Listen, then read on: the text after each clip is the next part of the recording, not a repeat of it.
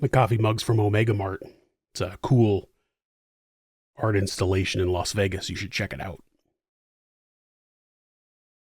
Hello and welcome back to my channel. I've been so encouraged by the positive response that I couldn't wait a whole week to do another post. I want to thank everyone who left comments telling their stories of moving overseas, and I especially want to thank everyone from the Netherlands who have left encouraging words about our move.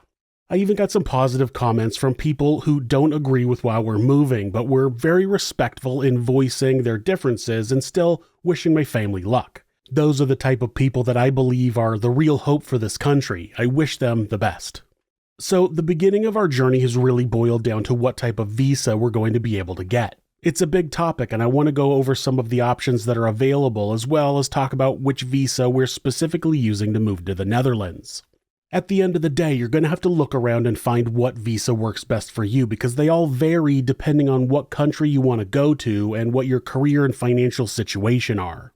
Every country you can find of the best countries to move to from the US or the easiest countries to move to from the US are a little different. It seems that the most popular countries to move to from the US are Canada, the UK, Australia, New Zealand, Mexico, Vietnam, Spain, Germany, and South Korea. I also want to give a little shout out to Svalbard, which is in Norway and houses the Svalbard Seed Vault, because they don't really require a visa and anybody can move there, but it's not a very populated place and it's so far north that the weather is not quite desirable.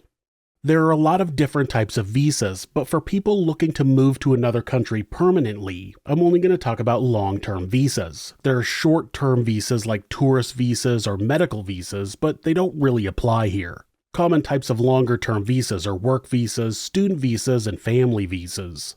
A work visa is generally what people are going to need if they want to move to a country that they don't have family in. They usually want you to have a job offer from a company in the country you want to move to, or have experience in an occupation that's in high demand in the country. As a self-employed online content creator, I don't really qualify for this type of visa. Obviously, for younger individuals, a student visa could be the way to go. This type of visa allows you to live in the country while you go to university. They generally last 1 to 4 years on average. You can also get a family reunification visa if your spouse lives in another country. These only apply to spouses or minor children, so you can't really get one if you have parents or grandparents living in the country.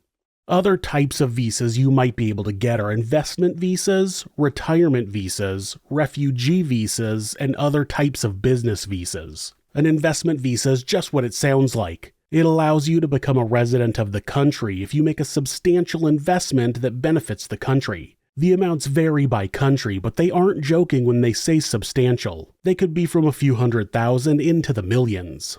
A retirement visa is something you can get if you're over retirement age. It can prove that you have enough money to support yourself without needing employment. This is usually a good option for people who are past working age and have a decent retirement income.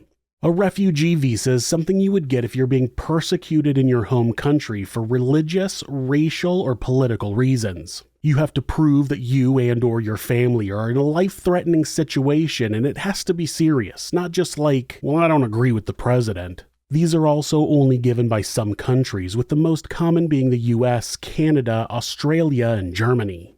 Then we get to where I fit in. Other types of business visas. Many countries have visas for people who want to open a business in that country. Another newer type of visa that some countries have is called a digital nomad visa. This is for people who freelance for a living. If you're a freelance writer and you can do that from anywhere in the world, what's stopping you from moving to another country? You could try for a digital nomad visa. Not all countries have one, but the list is growing.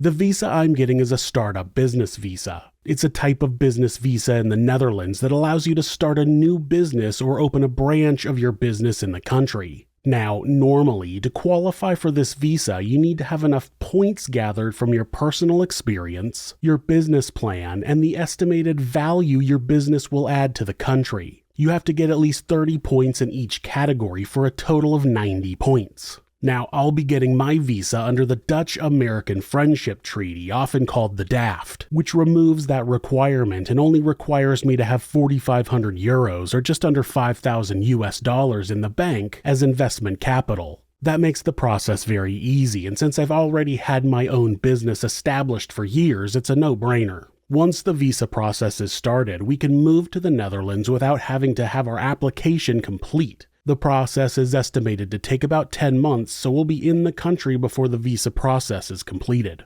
There is a similar self-employment visa for Czechia, but the process is supposed to be far more difficult, and I'd rather learn Dutch than learn Czech, so we scratch that off the list.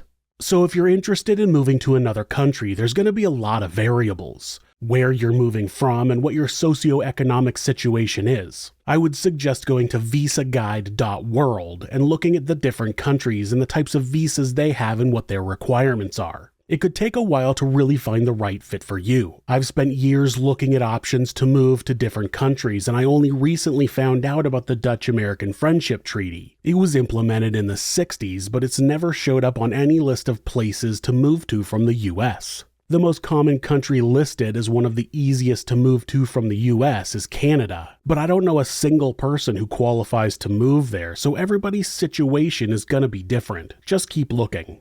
If you have any questions, you can leave them in the comments. If they're specifically about our move to the Netherlands, I'll try to answer them in the next video. If you have questions about me personally, you can leave those in the comments as well, and I'll try to do a video where I answer those questions all together. I might also try to figure out how to do some sort of live stream where you can ask me questions and I can answer them right away. Who knows? This is all kind of new to me. Thanks so much for checking out my little vlog. If you like it, click subscribe and you can come with me on this journey of world travel and self-discovery. Thanks so much, and be safe.